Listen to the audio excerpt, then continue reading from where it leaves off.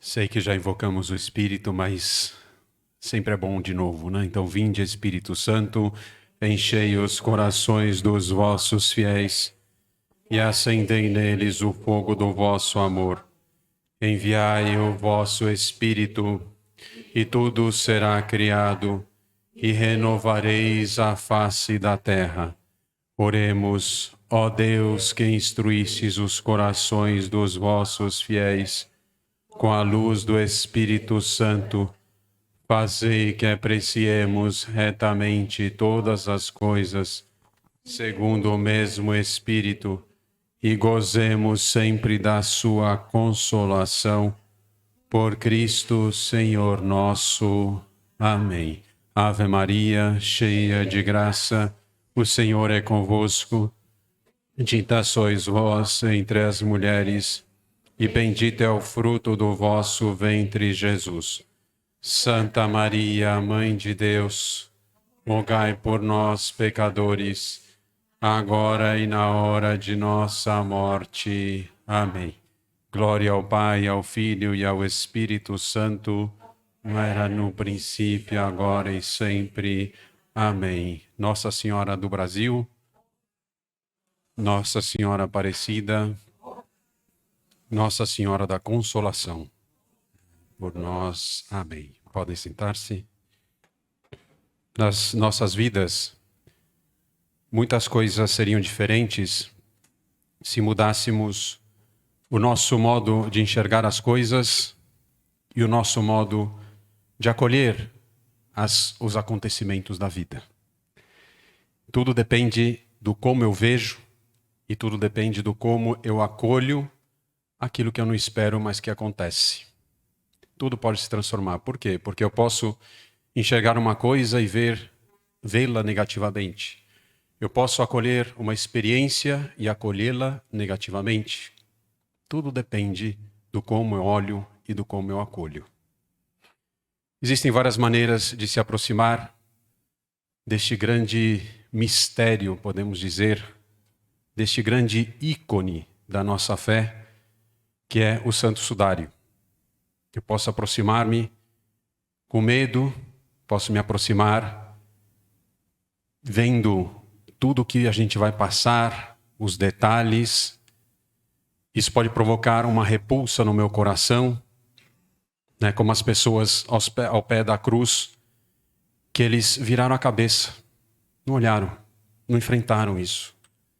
Tal era a desfiguração de nosso Senhor Jesus Cristo. Eu quero ajudar a que hoje encontremos uma visão e acolhamos todos esses dados que nós vamos receber. E vamos fazê-lo como um chamado de Deus. Vinde a mim, vós todos que estáis cansados, e eu serei o vosso descanso.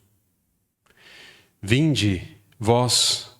E nós temos que ir lá para o Evangelho de São João, capítulo 7, na festa dos tabernáculos, no dia mais solene, Jesus, de pé, gritou: se alguém tem sede, venha a mim e beba. Quem crê em mim, conforme diz a Escritura, do seu interior correrão rios de água viva. Então, em primeiro lugar, escutar esse chamado de Jesus. O Santo Sudário, ele fala por si só. Basta contemplar. Mas eu tenho que contemplar com esses olhos de um chamado de amor.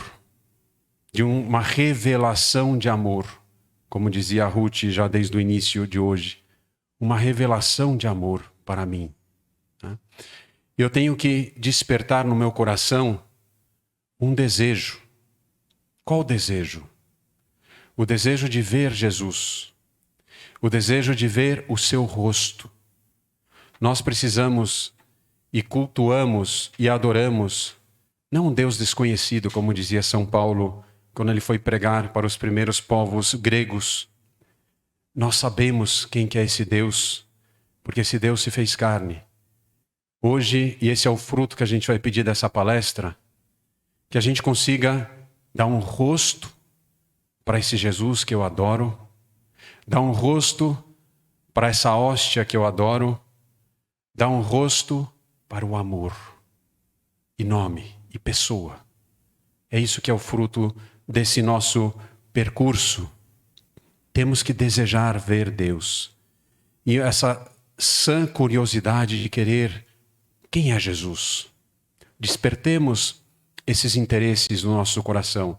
Despertemos essas atitudes e disposições no nosso coração para acolher todos esses dados, para acolher tudo aquilo que a gente vai ver e vai escutar, com esse coração que vai se perceber amado e quer responder esse amor e que não pode mais ser indiferente a tanto amor demonstrado. Estamos diante da relíquia mais estudada. E os estudos que foram feitos nesse pedaço de linho foram interdisciplinares, todos os tipos: botânica, medicina legal, tecnologia, eletrônica, tudo quanto é tipo de profissionais se envolveram nos estudos. De fato, tem faculdades, matérias sobre a sindologia, né? Que em italiano sindone quer dizer o santo sudário, né? Sindonologia, não sei como é que traduz isso, se precisa ser traduzido, né? Não existe, acho que a tradução, né? Então, nós vamos percorrê-lo num momento tão especial da nossa fé, que é essas portas da Semana Santa. E nós vamos perceber que efetivamente aqui está o resumo da nossa fé, nesse pedaço de pano. Então convido vocês a despertar esse desejo, a despertar esse interesse, a acolher esses dados como um chamado de amor. Vinde a mim, vós todos que estáis cansados. Salmo 27.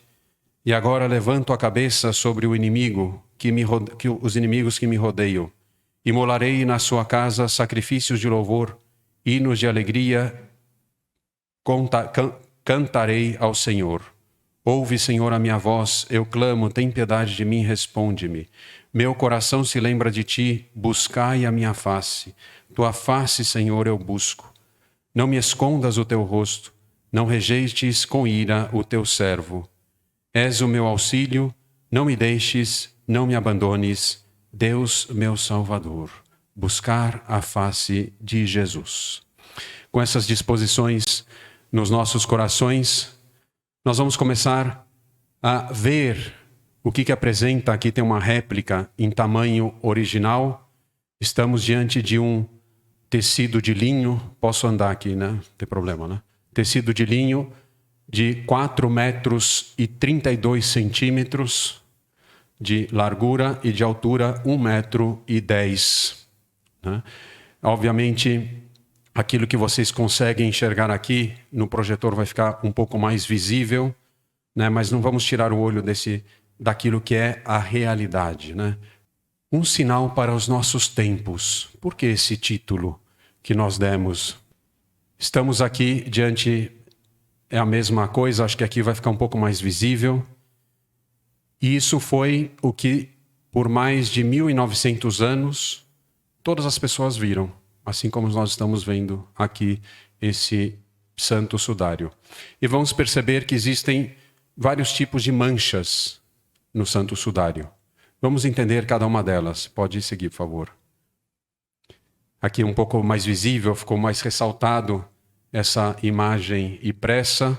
Então nós vemos aqui esses triângulos. Nós vemos aqui uma imagem impressa, vocês conseguem ver? Né? Uma imagem impressa. Obviamente aqui é a parte frontal e a parte do dorso, a parte de trás. Temos alguns outros tipos de manchas, né? Aqui está muito expressivo uma mancha de sangue. Todo o corpo, aqui nas palmas da mão, nos braços, são manchas de sangue, como a gente vai ver. Aqui nos pés, aqui na região da nuca, no dorso, toda a parte traseira também, aqui da perna, do joelho, tudo cheio de manchas também de sangue, obviamente oriundas das feridas. Pode seguir, por favor. E vamos começar a ver cada mancha, né? Esses triângulos aqui não tem nada a ver com o Santo Sudário.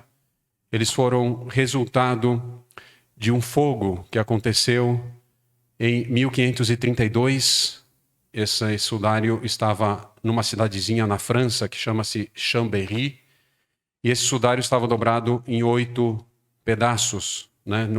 E 8 partes, e guardado numa urna de prata. E em decorrência desse incêndio, parte, né, as pontas dessa urna de prata começou a derreter e algumas gotas de prata fundida perfuraram. Por isso essa simetria desses triângulos aqui.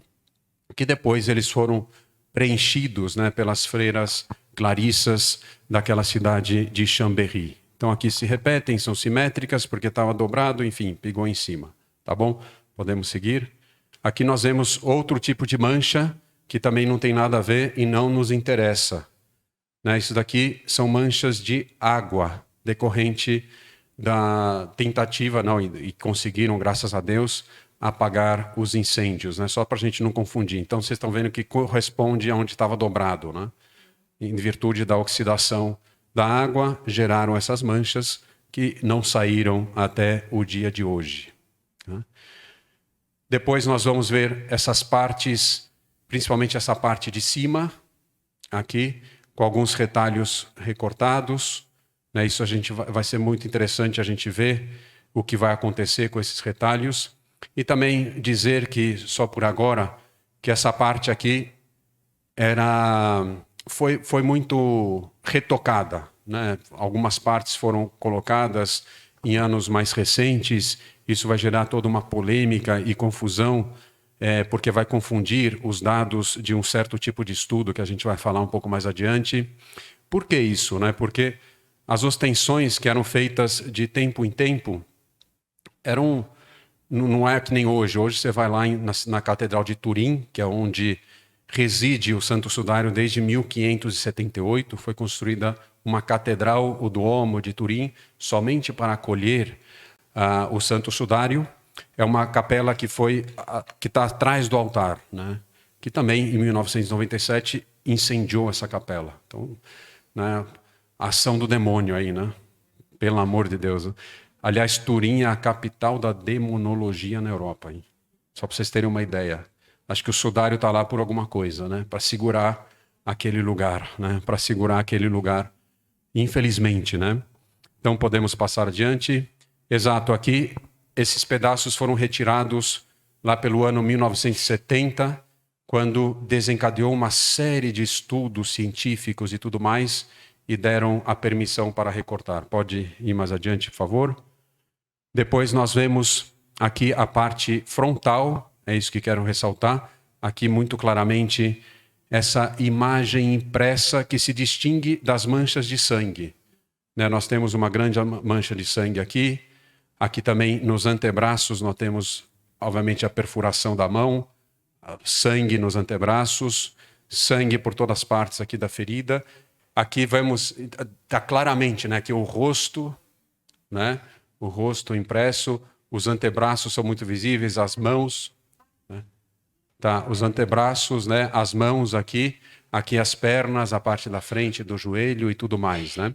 Então a gente só estamos identificando as manchas e o tipo de qual que é cada uma. Pode ir para frente, por favor. Aqui é a mesma coisa a parte dorsal, né? Aqui ficou um pouco fora, né? Aqui está a região da nuca, aqui todo o dorso, né? A cintura, as nádegas e tudo mais. Aqui o pé também, essa ferida aqui bem expressiva, que a gente vai ter um zoom depois que vai ser bem impressionante. Pode seguir, por favor. E durante 1900 anos, foi o que todo mundo viu. Isso, apenas. Né? Mas aí que está a razão do título dessa palestra. Um sinal por nossos tempos. O que acontecia? Né? Depois a gente vai ver um pouco o percurso histórico. Esse Santo Sudário pertencia a uma família nobre da Itália e de tanto em tanto eles faziam a ostensão. Né?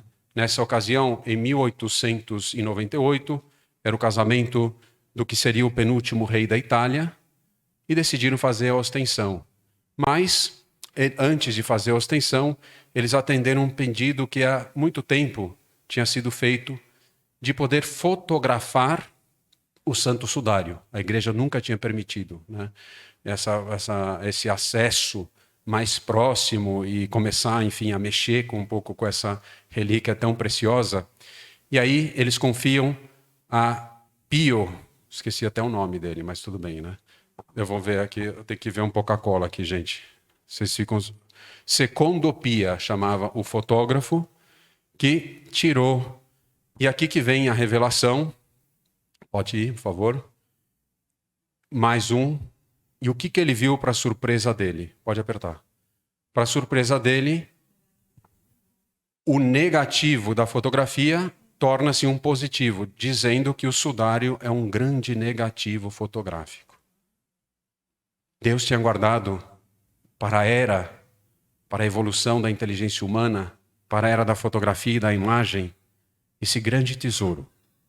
Esse grande tesouro que foi revelado a partir desta fotografia, né? Com essa foto, obviamente, todos ficaram impressionados, como nós, porque as expressões aqui são muito mais nítidas, né? Né? A gente percebe aqui todo o corpo, percebe tudo. E essa fotografia desencadeou uma série de estudos que duram até hoje e vão continuar sem dúvida alguma, né? Esses estudos foram, num primeiro momento, lá pelos anos 30, mais ou menos, baseados unicamente na fotografia desse fotógrafo Secondo Pia. Então, médicos, etc., todos os tipos de especialistas começaram a analisar somente a fotografia.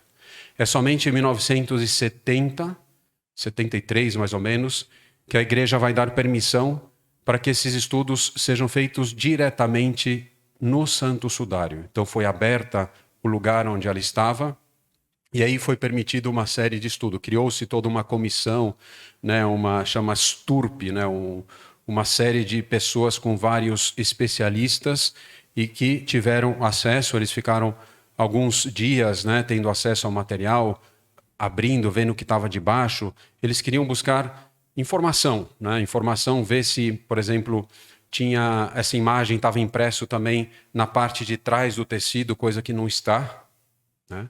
Se a gente der a volta e olhar por trás, a gente só vai perceber as manchas de sangue, mas a imagem que está impressa não vai sair, ou seja, que não teve uma penetração, né? Isso é um grande mistério que a ciência ainda não conseguiu explicar e nunca vai conseguir explicar como se formou essa imagem, como a gente vai ver mais adiante. Pode passar, por favor, Ruth.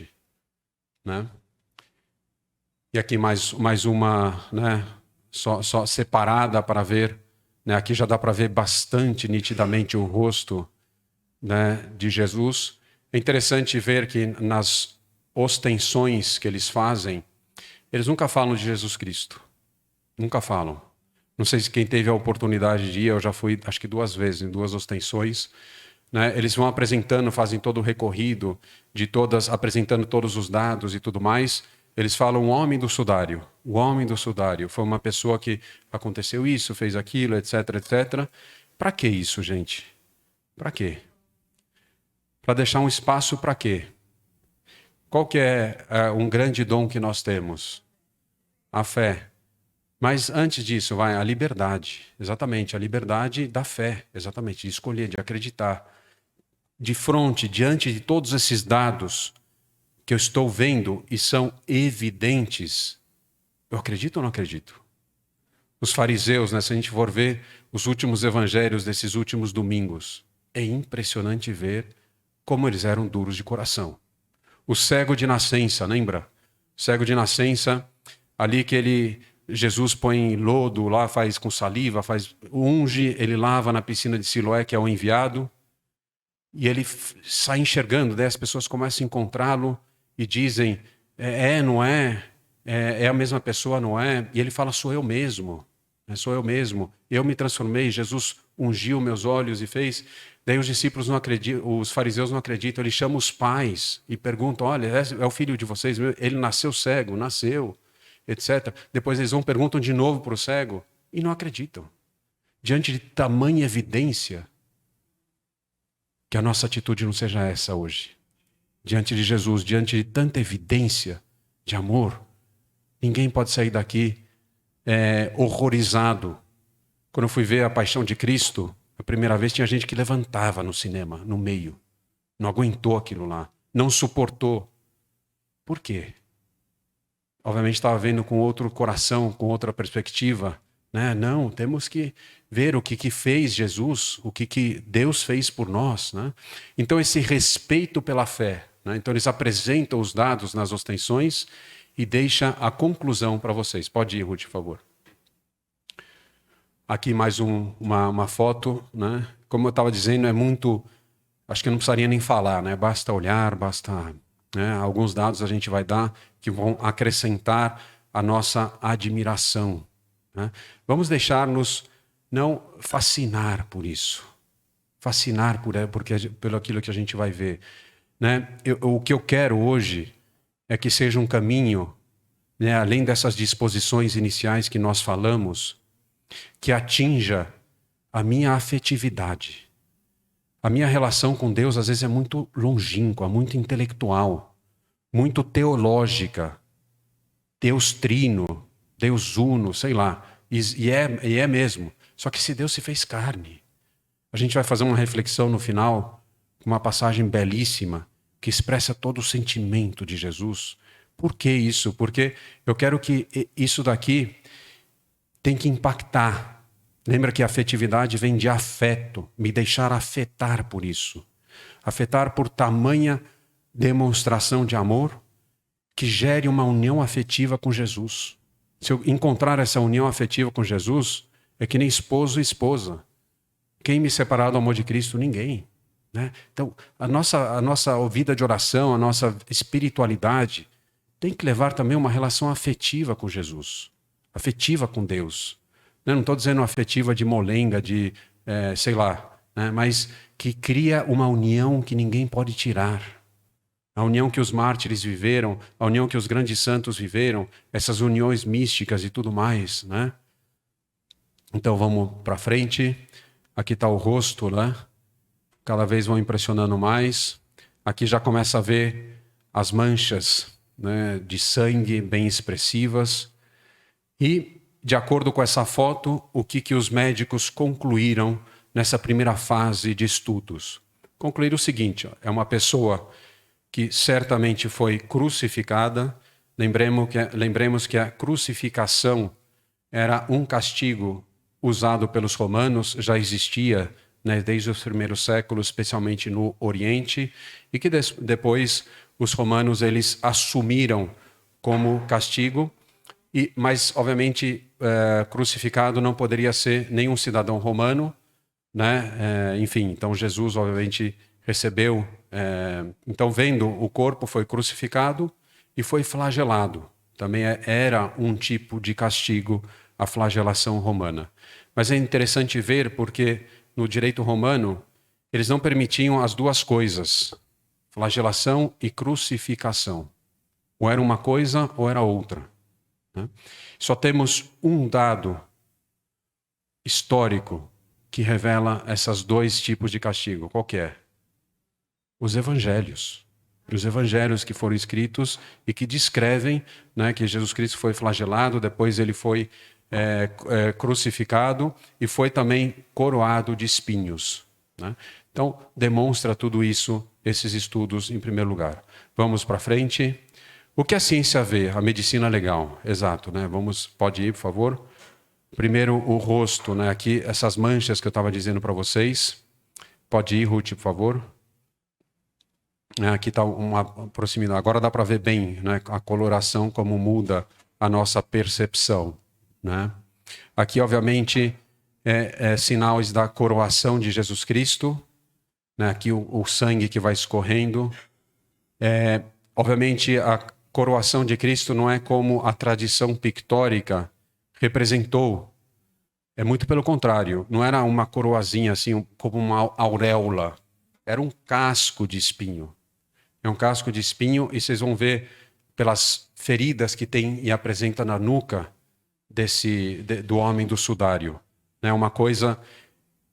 O tipo de espinho também é um espinho duro, rígido, grande, que existe na região da Palestina.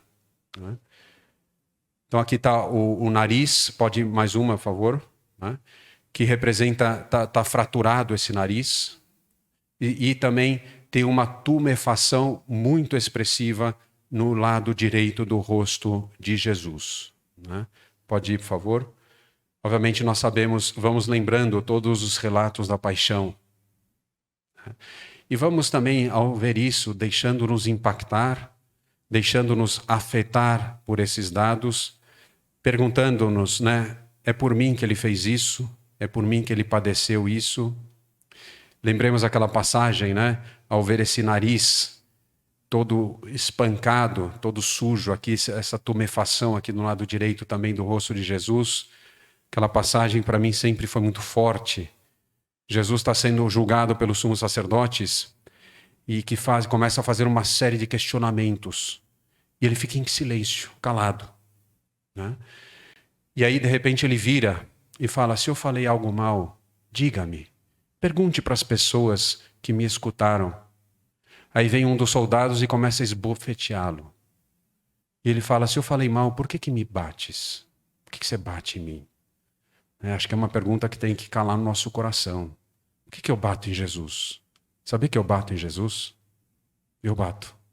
Com o meu pecado, com a minha indiferença, com a minha falta de amor, minha falta de correspondência de amor.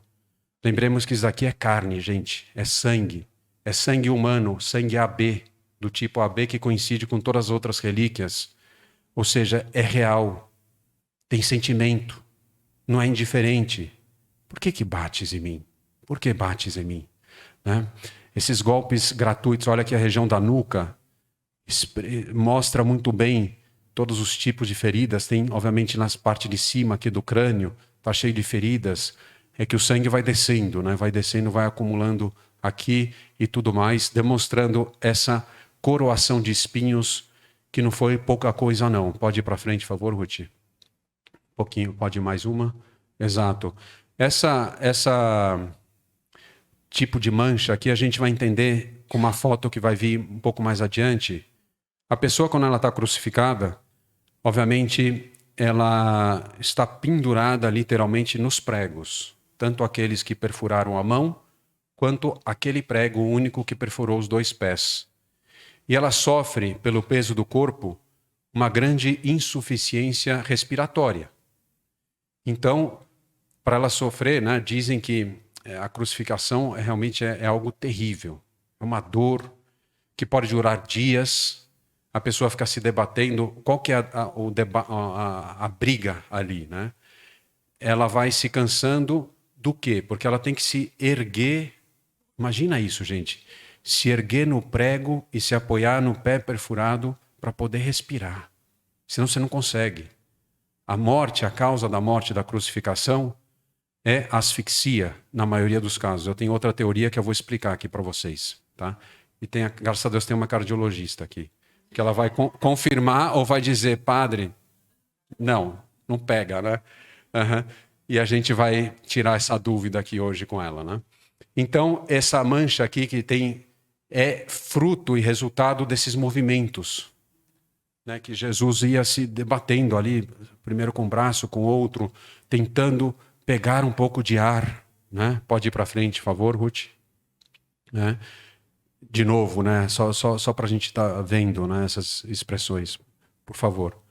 Aqui é aquela representação que eu estava dizendo, que era literalmente um casco. Essa relíquia aqui se encontra em Roma, na Igreja Santa Croce, em Jerusalém.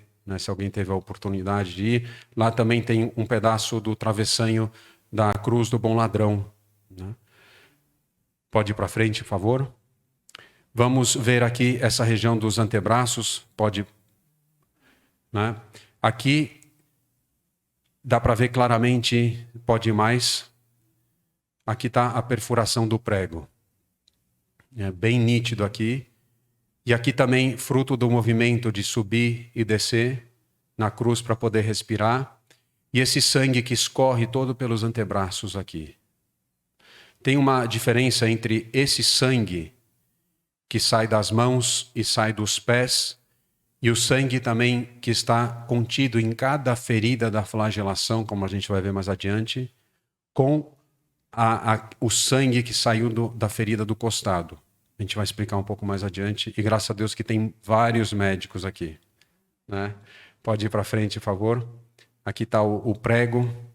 Obviamente, esse prego tem mais de 1 centímetro de diâmetro. Acho que são mais. De novo, aquela movimentação da mão. Isso aqui é uma aproximação da mão, da perfuração da mão de Jesus.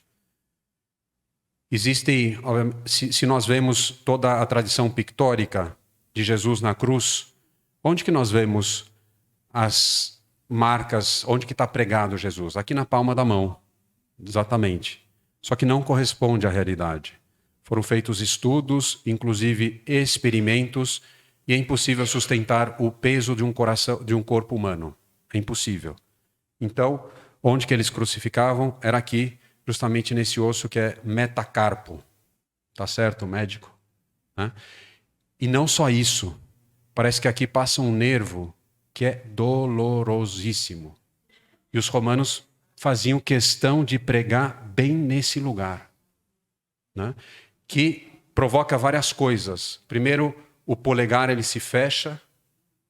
Tanto é verdade que no Santo Sudário aparece só os 4 dedos. Isso foi um questionamento que, dizendo que foi um desenho, que não era um corpo humano, que faltou, né? O artista esqueceu de pintar o polegar, né? Não, porque era fruto de 2 coisas, como a gente vai ver. Primeiro, da crucificação, né? Que ficou rígido, essa rigidez, provocado por essa dor, né? Então, necessariamente tem que ser aqui, para poder sustentar. Imagine o peso, né? Jesus, pelos dados do Santo Sudário, media 1,85 e tinha um peso aproximadamente de 80 quilos. Tá? Pelos dados do Santo Sudário.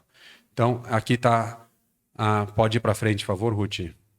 E aqui se encontra, né, essa mancha no costado, que obviamente pelos evangelhos nós sabemos o que foi. Foi essa lançada.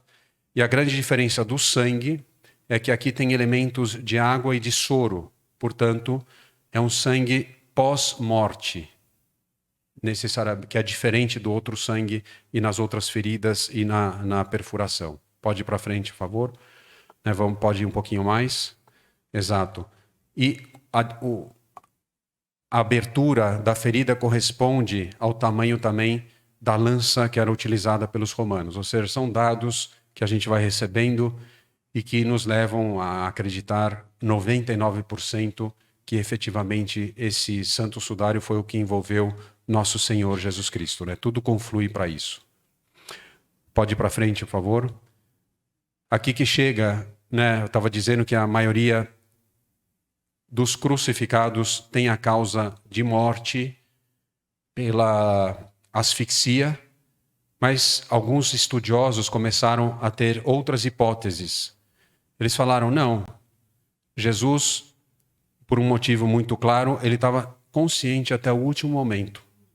Nós vemos as 7 palavras que ele pronunciou na cruz, nós vemos que ele negou aquela substância de vinagre que os romanos faziam de propósito para aliviar um pouquinho a dor, eles misturavam com drogas, para inebriar um pouco a pessoa e aliviar um pouco o sofrimento e também prolongar um pouco toda a questão da crucificação.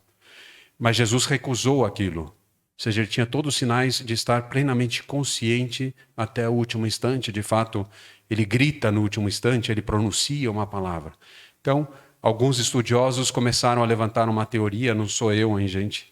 Uma teoria de que a causa da morte de Jesus Cristo realmente não foi a asfixia, mas foi o que a gente chama de um rompimento dos ventrículos do coração. Existe isso? Como é que você chama isso? É uma espécie de infarto. Pode ser infarto? E a teoria deles é a seguinte, o que justifica uma grande quantidade de sangue, que a gente vai ver numa próxima foto, ainda não muda, por favor, Ruth. Tem uma grande quantidade de sangue ali perto da ferida, como a gente viu, e não só, mas toda a região da cintura. E aí que eles começaram a investigar.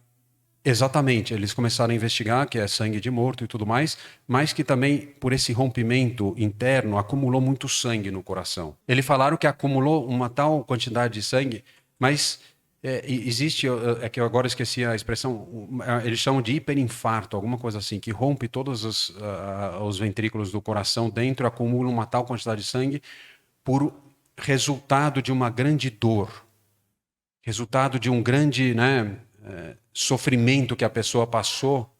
Ele morreu por uma grande dor que fez quase estourar o coração, estouro do coração, se assim dizer, né?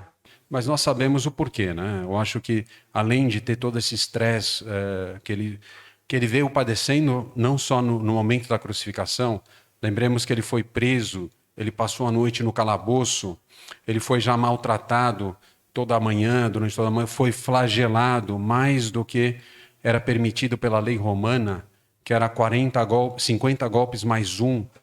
A gente vai ver que tem mais de 150 feridas infligidas por causa do flagelo.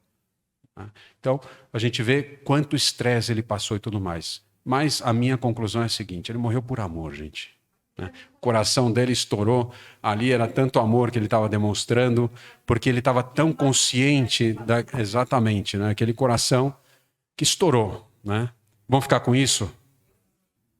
Aqui é a região dos joelhos. Eles encontraram resíduos, tanto nos joelhos quanto na zona frontal da cara, de terra e uma espécie de... da queda, exatamente. Uma espécie de argila, não sei se tem uma expressão típica que só é encontrada na região da Palestina. Eles encontraram principalmente na região ali dos joelhos e frontal do rosto, novamente das quedas. Pode ir para frente, por favor.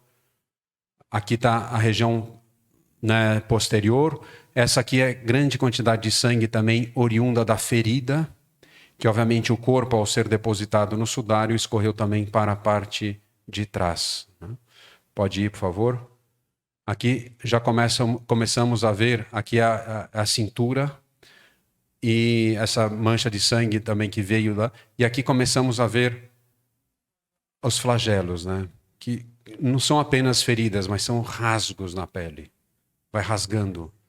O flagelo romano, vai ter uma foto no final, era feito ou com bolinhas de chumbo ou com dentes de animais.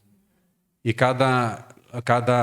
o látigo tinha duas hastes e cada uma ramificava em 3. Então, é terrível, o que foi. Pode passar, por favor? Pode passar mais uma. Daqui foi uma falha do sistema. Pode passar. A gente vai ver aqui, por exemplo, tem uma ferida bem expressiva. Quando a bolinha de chumbo ou o osso entram, e depois quando ela sai, ela rasga, faz esse traço, deixa esse traço. Imagine a dor. E apresentam-se marcas de flagelação, é impossível determinar, porque faltam partes causadas pelo incêndio, porque também não dá para ver nas laterais, mas foram infligidos principalmente na região dorsal, mas em todo o corpo, na parte da frente, nas pernas, aqui na zona da cintura, tudo flagelado, menos na cabeça, no rosto, na região. Pode ir, por favor. Aqui está mais uma aproximação mais ainda, dá para ver o estrago que faz cada um das chicotadas, A teoria... e dá para ver a trama do sudário, que a gente vai ver um pouquinho mais adiante, em espinha de peixe, que eles chamam, que era muito típica da região ali da Palestina na época de Jesus Cristo. Pode passar, por favor. E aqui é uma simulação, um pouco do direcionamento, por aquele rasgo, a gente pode perceber de onde que vieram os latigazos, foram realizados por 2 pessoas, a mais ou menos a uma distância de 70 centímetros. Provavelmente pela grande quantidade aqui de feridas nas costas. Ele estava inicialmente amarrado e atado a uma coluna. Essa coluna, ela se encontra na igreja do Santo Sepulcro, lá em Jerusalém, numa capela que é a Capela Católica, onde tem o Santíssimo Sacramento, tem a coluna. Quem vai para Jerusalém sempre esquece de ver essa relíquia, que é a coluna onde Jesus foi atado para ser flagelado. Mas, obviamente, a teoria é que ele foi desatado de uma única mão e eles começaram a flagelar a parte da frente também. Ali no filme de Mel Gibson é bem expressivo essa parte da flagelação, quem se lembra. E aqui estão todos os estudos, né, do direcionamento. Estão vendo o flagelo como que era? 3 cada um, eram 2 látigos com 3 pontas cada um. Tudo isso por mim. Tudo isso por mim e por amor a mim. Pode ir, por favor. Aqui é uma simulação de todas as feridas, ressaltando as manchas de sangue do corpo. Aqui vemos uma cor diferente do sangue pós-morte, do sangue de vivo. Quantas feridas, né? Olha, mais de 150. Pode ir para frente, por favor. Ao contrário do que foi representado também na tradição pictórica e naquilo que foi passado para a gente, os condenados à morte na crucificação, eles não levavam a cruz inteira. Eles apenas levavam a parte horizontal, que era chamado patíbulo. Eles chegavam no local de crucificação, geralmente a haste vertical já estava plantada em terra, e eles eram içados com corda, e durante o caminho ao Calvário, ao lugar onde eles seriam crucificados, eles amarravam esse patíbulo e eles tinham que carregar, portanto ficavam com as 2 mãos presas. Se caísse, o golpe era direto para a terra, para o chão, né? Pode ir, por favor. Aqui tem marcas, aqui talvez não fica difícil de ver, mas marcas também de tumefações causadas pelo carregamento da cruz. Pode ir mais um. E aqui está uma simulação de como eles carregavam e como era amarrado. Aqui está muito claro como ele ficava desprotegido. Pode ir para frente. Aqui também são marcas, né, dos travessões. Aqui é uma foto do travessão horizontal. Aliás, se você for para Jerusalém, e não só em Jerusalém, mas em outras igrejas, tem um pedacinho da cruz de Cristo, hein, gente? Até hoje. Vocês acreditam ou não? Não, tô brincando. Mas eles vendem lá, sei lá, não sei o que eles fazem, mas tem algumas igrejas que têm a relíquia ainda. Essa é a movimentação que eu estava falando para vocês, para respirar. Antes era para um lado, para o outro, e aquele esforço, né, que representava, pendurava num braço, depois no outro, ou tentava os 2, se apoiava no pé, que provocou todo esse direcionamento aqui do sangue no antebraço e também o sangue na testa, né? Aqui ainda um pouco mais aquela mancha de sangue. Aqui é a foto da parte de trás da perna, para mostrar também as marcas de flagelação, que foi o corpo inteiro, né? Aqui é a parte da frente, os joelhos, e aqui já vemos os pés que estão marcados, né?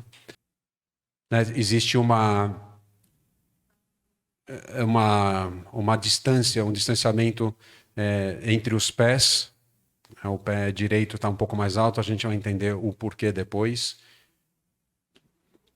Aqui é uma foto mais próxima, né, da ferida. Aqui está a ferida do pé que foi cravado, né? E o pé direito que está um pouco, só parece o calcanhar, recalcado mais o calcanhar. Aqui é o calcanhar, aqui as feridas. Mais uma aproximação. Então, o que a ciência vê, né? A ciência viu ali, foi a medicina legal. Agora a ciência vai começar a entrar em estudo. Ela primeiro estudou o tecido. É linho em espinha de peixe, típico da região da Palestina. Isso é comprovado. Existem... E aqui que está, é uma foto aproximativa de uma das regiões onde está a marca impressa. O que eles notaram aqui? Isso é importante para a gente entender como que se formou essa imagem. porque não existe nenhum tipo de pigmentação, não existe nenhum tipo de direcionamento, se alguém tivesse pintado com um pincel, por exemplo. Cada fibra dessa daqui é do tamanho de um fio de cabelo. E o que aconteceu? Como é que está formada essa imagem? É uma desoxidação, né, como, não é nem queimar, mas muito superficial aqui, que é impossível fazer, né, sem queimar todo o tecido, ou é muito superficial, somente esses de cima que tem uma coloração diferente. E obviamente não atravessa e não chega na parte de trás. Pode passar, por favor, Ruth. Aqui mais aqui é uma aproximação, né, é uma microscópica, com microscópio, para a gente perceber o tamanho desses fios, que eram microscópicos praticamente, né? E essa desoxidação ela se dava apenas superficialmente dentro de cada um desses fios também. Obviamente é uma coisa impossível de se reproduzir humanamente. Pode passar, por favor. E aí eles descobriram também, né, no tecido, a presença de flores e sementes de flores que tem duas origens. Primeiro dos óleos que eram utilizados, né, e também pela exposição à intempérie e também o culto, o ritual de sepultamento que era colocado. Então eles encontraram uma série de pólens, a presença de muitos pólens aí, que vão ajudar em todo o percurso histórico, porque tem pólens originários da Palestina, pólens originários da França e da Itália, obviamente. O que a tecnologia permitiu? E aqui que está, mais uma vez, por isso que eu digo que a riqueza de informação que existe no Santo Sudário não se resume somente ao que se vê, mas o corpo desse impresso contém informação tridimensional. E aqui que possibilitou a tecnologia, uma vez que descobriu essa informação tridimensional, descobriu uma série de coisas, obviamente toda a feição de Jesus Cristo. Isso daqui foi um estudo feito pela NASA com uma máquina que eles tinham lá final dos anos 70, mais ou menos, e que permitiu ter essa primeira imagem tridimensional, que foi sendo aperfeiçoada mais uma vez e foi sendo purificada. Isso daqui já foi um cientista italiano que conseguiu, obviamente está meio borrada, mas eles foram purificando, tirando a parte de tecido e tudo mais, essa imagem tridimensional. E eles foram descobrindo, foi essa descoberta que existem informações tridimensionais que permitiu a descoberta do quê? Dos pólens. Aqui a gente vai ver que tem uma moeda no olho de Jesus Cristo, enfim, uma série de coisas também, né? As próprias...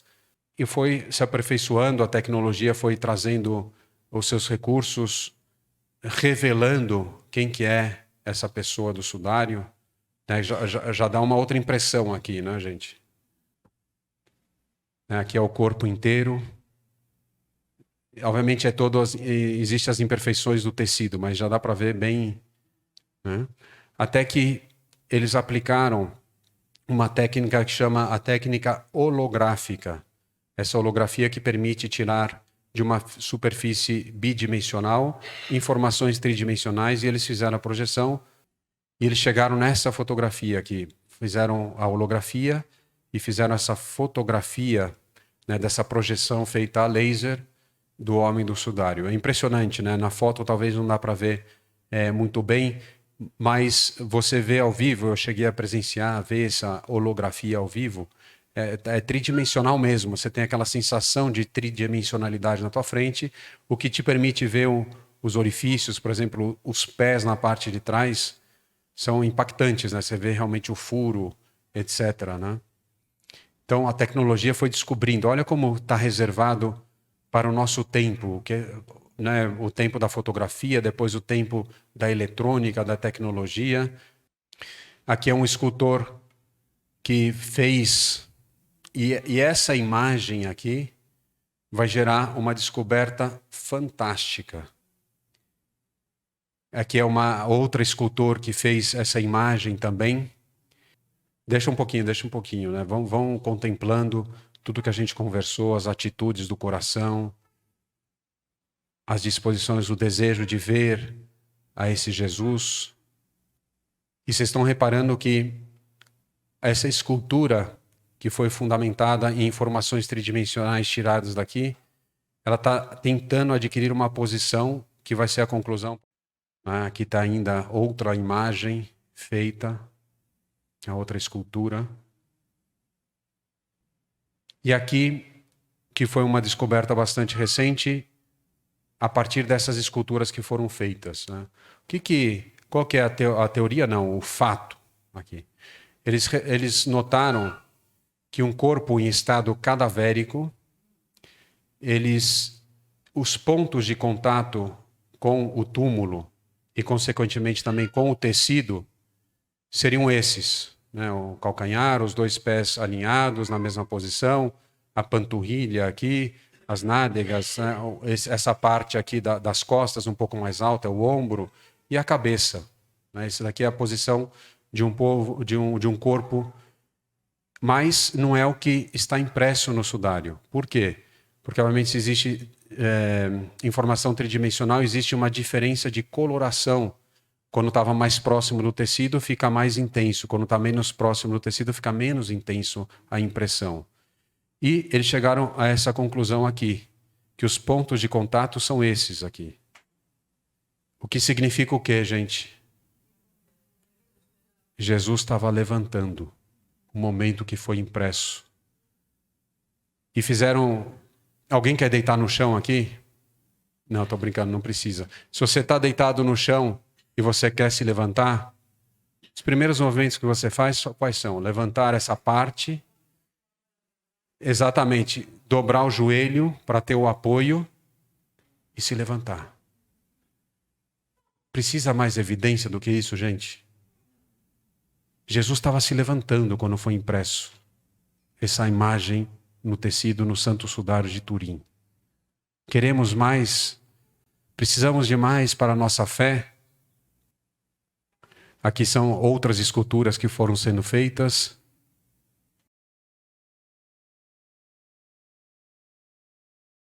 Enfim, eu vou pular essas daqui. Também descobriram uma certa... Isso daqui era tipo certificações de tumulação. Né? Foram descobrindo escritos também, pode passar. Aqui era a moeda que eu falei que encontraram no olho por causa da tridimensionalidade. É uma moeda cunhada na época de Pôncio Pilatos. Enfim, são dados que vão somando aí. O Santo Sudário também, o que a arte vê? Ele foi uma fonte de inspiração. Se a gente vê, antes do século VI, todas as representações pictóricas de Jesus, nós vamos lá nas catacumbas, era um Jesus sem barba, um Jesus novinho. Se a gente for ver, tem uma imagem famosa que eu não trouxe aqui, infelizmente. Pode passar, por favor, Ruth. Tem uma imagem famosa, Jesus o Bom Pastor, numa das catacumbas de Roma. Que é novinho, com uma cara sem barba e tudo mais, né? Mas a partir do século VI, todas as representações de Jesus Cristo passaram a ser com barba, com cabelo longo e principalmente com essas feições aqui. Isso daqui são os Cristos Pantocrators, principalmente difundidos no Oriente. E fizeram um estudo, a partir do século VI, todos têm as mesmas dimensões. Isso significa que em determinado momento da história, eles tiveram acesso ao Santo Sudário. A gente vai ver brevemente o percurso histórico, pode ir passando.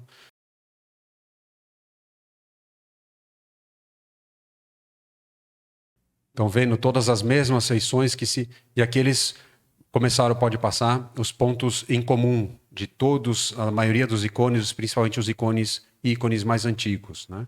Também teve uma grande fonte de devoção, pode ir passando. A gente vê, especialmente na região da Savoia ali, que é o sul da França, que antes pertencia à Itália. Vemos em igrejas na Itália várias representações, né, do homem do sudário. Aqui pode ir passando. E a história, o que diz? Né? Brevemente vamos passar aqui. Ficou durante muitos séculos sem vestígio histórico algum. né, até essa época aqui de Constantinopla, que foi de 944 a 1204. Né? Existem, portanto, hipóteses de como o Santo Sudário chegou em Turim, na Itália. Principalmente nessa parte da história e também recorrido geográfico, que é uma grande interrogação. Aqui na cidade de Edessa, que atualmente se encontra na Turquia, encontrava-se uma comunidade cristã nascente bastante importante. E um dos reis, né, Akbar V, ele sofria de lepra e ele tinha escutado falar de Jesus, ele pediu para um dos seus funcionários ir lá, ele tinha escutado Jesus ir para Jerusalém, e parece que esse discípulo, são hipóteses obviamente, trouxe o Santo Sudário e ele foi curado pela presença do Santo Sudário. Tem imagens daquilo que que vai ser conhecido como o Mandilion, que ficou em Edessa durante muito tempo, né?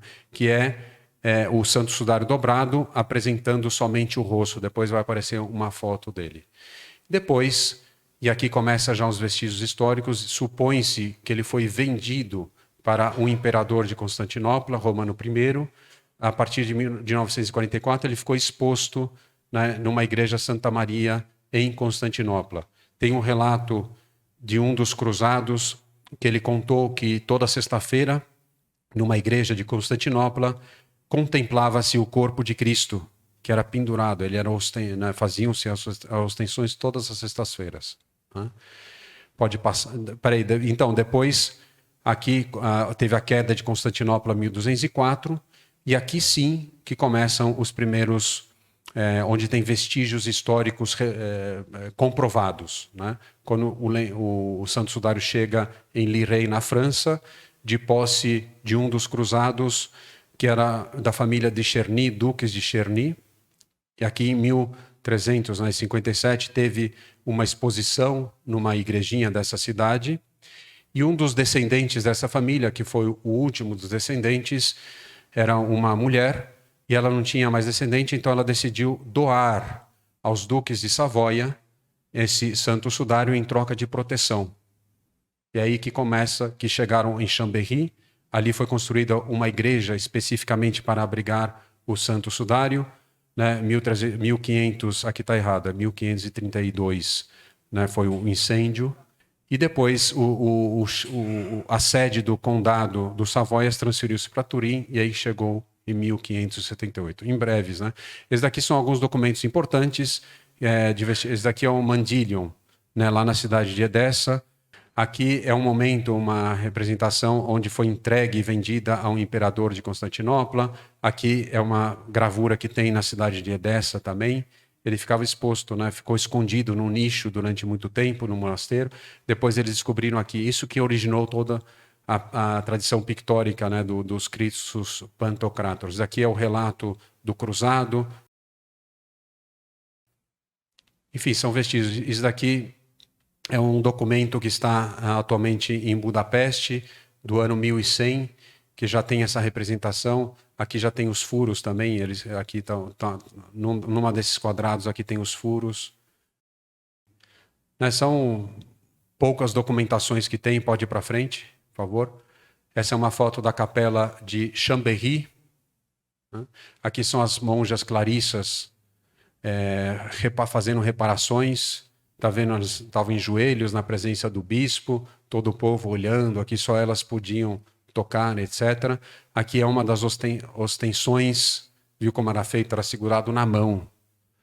Né? Vai ter um grande polêmica no ano de 1988, que foi a prova do carbono 14, que desmistificou e datou o Santo Sudário entre 1260 e 1300 e pouco, né? 1290, de época medieval. Falaram que era um desenho, que era uma falsificação e, portanto... E é aquele pedaço que foi retalhado que eu mostrei para vocês aqui, ó. Né? Mas isso daqui já foi totalmente... Todo cientista já é unânime que esse pedaço estava totalmente contaminado, e não só isso, mas eram pedaços que já não pertenciam ao tecido original, né, que foram costurados em cima, etc., pelas freiras, por causa do uso. Né? As pessoas seguravam com a mão aqui no tecido. Então, com o uso, vai ter que fazer reparações, sem dúvida alguma. E fora as intempéries, né? Existem outras santas relíquias também, que coincidem com o Santo Sudário. Esse daqui é o sudário, é o de Oviedo, que está na Espanha, que corresponde, se a gente for lá no Evangelho de São João, quando Maria foi anunciar aos discípulos, Pedro sai correndo, João sai correndo, João chega antes, Pedro entra antes, etc. E o que o evangelista descreve? Que existiam dois pedaços, exatamente, um dobrado e o outro no chão, né? Esse daqui é o lenço mortuário, que era colocado em torno, né, era que nem um capuz em torno da cabeça para segurar o queixo, né, para que o sangue não saísse mais. Então esse daqui é o sudário de Oviedo, que obviamente corresponde o tipo de sangue e a disposição das manchas de sangue, quando sobrepostas, né, ao santo sudário, correspondem perfeitamente, tá? E tem uma outra relíquia, pode passar para frente, que se encontra em Manopello, na Itália, que é conhecido... Aqui tem um pouco de polêmica, hein, gente? Várias pessoas dizem que o véu da Verônica se encontra no Vaticano, em Roma, etc. Esses daqui afirmam que está em Manopello, na Itália. Eu fui ver esse rosto aqui porque eu falei, não é possível que isso aqui é desenhado, né? Parece desenhado, não parece? Né? Isso daqui e tudo mais. E eu fui lá comprovar. Não é desenhado, gente. Não é desenhado. É impresso também esse rosto de Manopello. Mas o grande detalhe, a grande diferença é que ele está com os olhos abertos, né? Está com os olhos abertos. É impressionante, e aqui foi uma experiência espiritual, você fica olhando para esse rosto, que é feio aparentemente, não é, gente? Mas você fica olhando e você se deixa olhar por esse rosto, é cativante. É cativante da vida. Impressionante, eu fiquei lá umas 2 horas olhando para esse rosto, que é maravilhoso. E o grande, ele é simétrico, tanto olhando para trás ou para frente, né? Ele tá exposto em cima do altar, e você pode ver tanto na parte de frente do altar quanto na parte de trás com a luz. E tem a mesma imagem, né? É impressionante. Como, eu não sei, né? Aqui é um pouco as exposições, o flagelo romano que eu estava dizendo, né, com as bolinhas. Tem alguns que eram feitos de ossos. Pode ir para frente, por favor. Os pregos. Pode ir para frente. A coroa de espinhos. Atualmente, existe... Isso daqui é um pouco novidade. É a surpresa que eu guardei para vocês, gente. Teve um grupo de pessoas comandada por um artista que ele fez essa The Mystery Man, chama. Depois tem um site, se vocês quiserem entrar.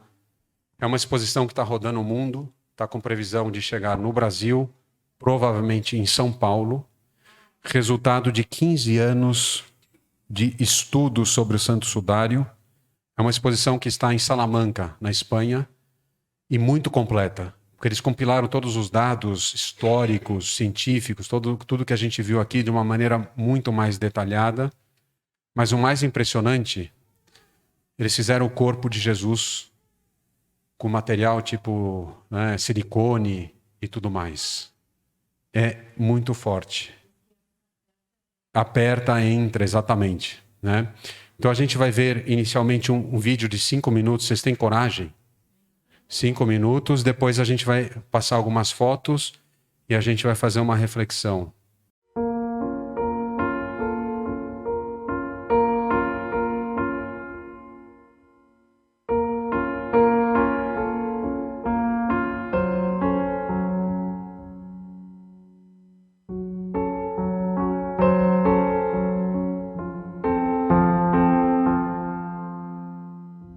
Cuando tengo hecho el cuerpo hiperrealista, yo me di cuenta que estoy ante algo diferente. Ya no era la sábana santa, ya era el reflejo más increíble que me había encontrado de la historia de Jesús de Nazaret. Su sacrificio estaba delante de mí como primigenio. Por primera vez se mostró, o sea, yo estaba viendo su historia mucho más real, ¿no?, que todos los libros y todo lo que había leído.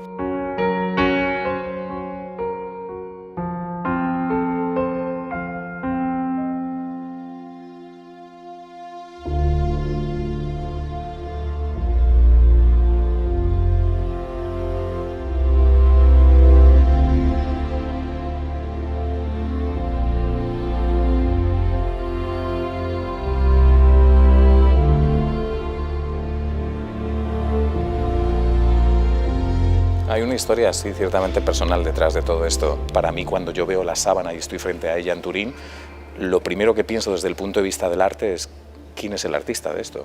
Quiero descubrir quién es ese cuerpo, ¿no?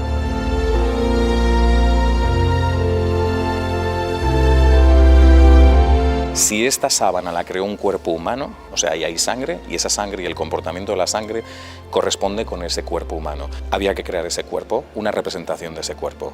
Entonces, desde el minuto uno, para mí, hacer ese cuerpo en calidad hiperrealista fue el objetivo de inicio y de fin de esta historia.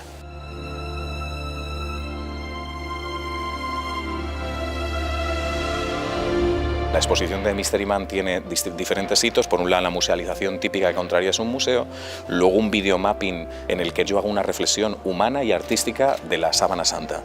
Y te hace un planteamiento de, es Jesús, el que utilizó su propio cuerpo para crear esta obra, utilizó su propia sangre, fíjate, ¿no? Entra en esos...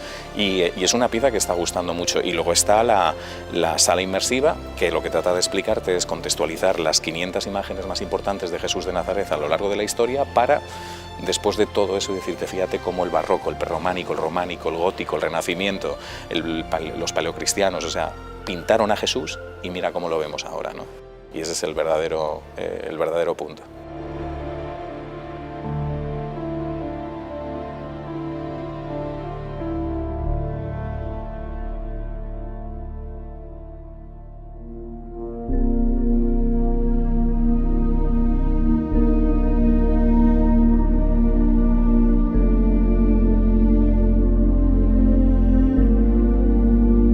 Lo primero que hay que hacer es, cuando ves la figura, es verle el rostro, humanizarla, ¿no? Porque al final estás ante una pieza muy bestial. Estamos hablando de un cadáver, de una persona que ha sufrido una muerte tremendamente violenta.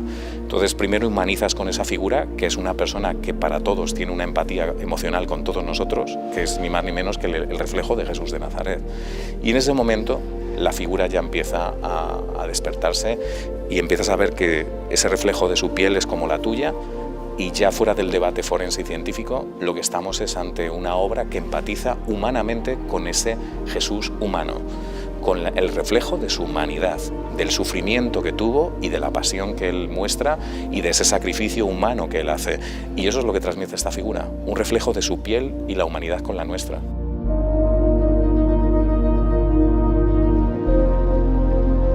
Para mí, lo más significativo, sin lugar a dudas, ha sido el pelo. El pelo de Jesús de Nazaret. O sea, un hombre con el pelo largo sería con un... De hecho, cuando ponemos el pelo, nos encontramos con una escultura con un pelo de una persona con el pelo abultado. Pero de repente, yo digo, aquí está fallando algo, no lo entendemos qué está pasando aquí, porque Jesús, tú ves todas las imágenes de los Pantocrátor y de Jesús y te encuentras con un Jesús de pelo liso. Y yo no entendía qué estaba sucediendo en esta historia, hasta que empezamos a hablar, empezamos a leer equipo y dimos, lo que está sucediendo aquí es que este pelo está empapado de sangre. Está empapado de toda la clavadura que había en la sangre, sobre la zona de la nuca, y entonces pues empezamos a trabajar en ese pelo. Se dio esa disposición que sucede en la sábana santa y tenemos ese pelo que es lo más llamativo.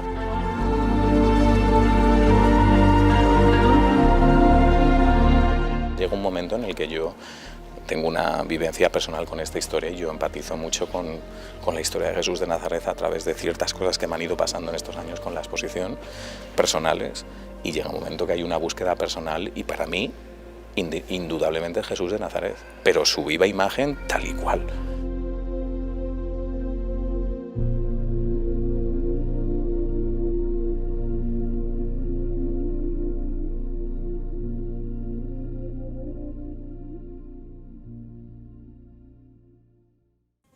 Vamos, ao ir passando essas imagens, vamos silenciando o nosso coração. Acho que o silêncio já fala muito. Já estamos em silêncio. E vamos lembrar a passagem deste último domingo, na qual essas irmãs perdem o seu irmão Lázaro, Marta e Maria.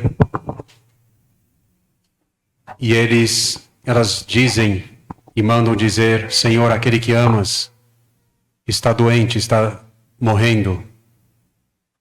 E Jesus espera ainda 2 dias primeiro mistério de Deus, por que ele não foi imediatamente atender a esse pedido?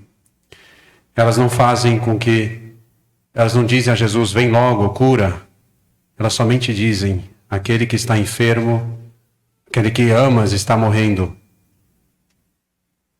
Quem ama não precisa pedir. Se existe um amor autêntico, ele não abandona. Elas tinham a certeza de que Jesus responderia ao chamado delas espontaneamente, porque ele amava. E ele finalmente chega a este local. Uma das irmãs, Marta, se aproxima e faz esse clamor do coração: se tivesses estado aqui, Senhor, ele não teria morrido, meu irmão. Aí começa o diálogo de Jesus, que termina nessa frase: sim, Senhor, eu sei, eu creio firmemente.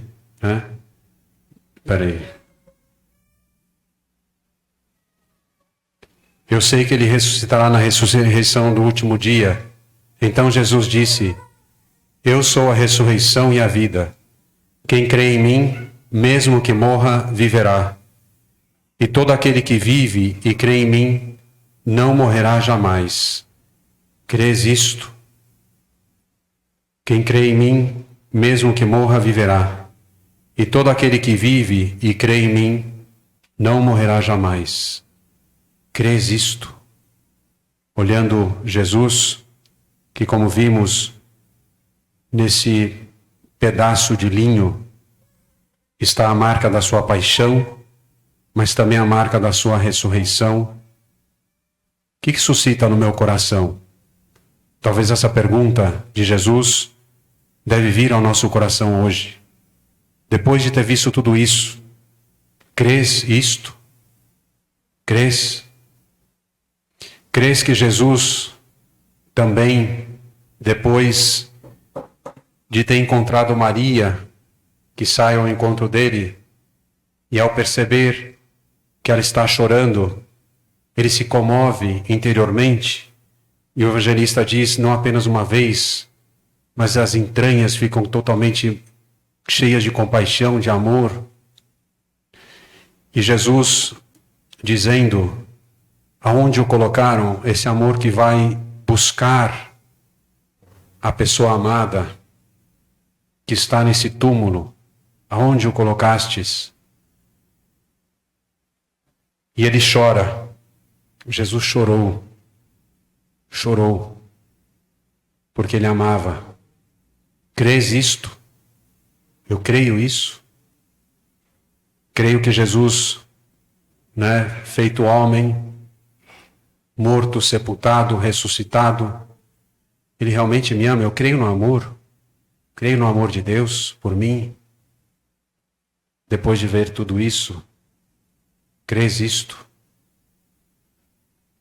E ele chega, olha as imagens. Não precisamos dizer nada de uma definição de amor melhor do que essa. Que amor é doação, que amor está disposto a entregar a própria vida para o outro. E foi isso que Jesus mostrou por nós. Crês isto? Crês que Deus é todo-poderoso? Que chega diante do túmulo e fala, tirem a pedra. E em alta voz, ele grita, Lázaro, sai fora. Crês isto? Crês que ele pode vencer tudo, inclusive o último dos inimigos, segundo São Paulo, que é a morte? Deus é onipotente. Deus pode tudo. Não tem limites. Crês isto?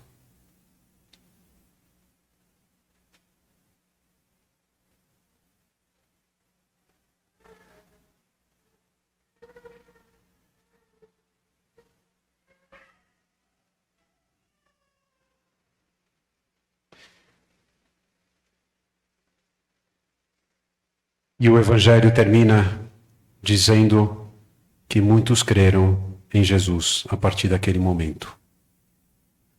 Mas sabemos muito bem que os fariseus, essa ressurreição de Lázaro, foi o grande motivo e a decisão final para o condenar finalmente à morte. Que saibamos dar um rosto a esse Jesus, que tanto nos amou, que está no meio de nós, que demonstrou, né, seu amor por nós.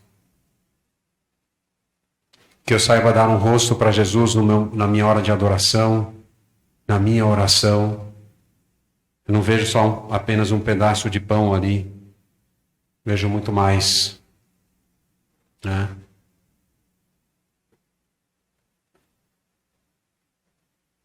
Esse rosto de Jesus, que está aqui, revelado, se funcionar aqui está ótimo, né?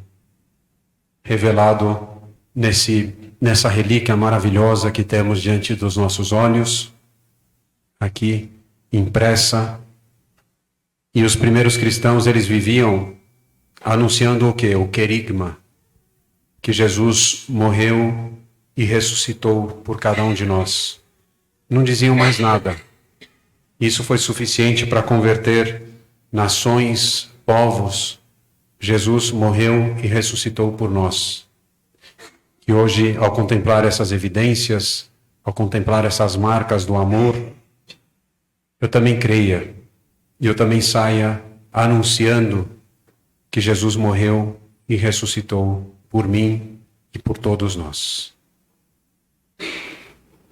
Pai nosso que estais nos céus, santificado seja o vosso nome. Venha a nós o vosso reino. Seja feita a vossa vontade, assim na terra como no céu. O pão nosso de cada dia nos dai hoje. Perdoai as nossas ofensas, assim como nós perdoamos a quem nos tem ofendido. E não nos deixeis cair em tentação, mas livrai-nos do mal. Amém. Só uma última. Tive a oportunidade de estar na Terra Santa com algumas de vocês aqui.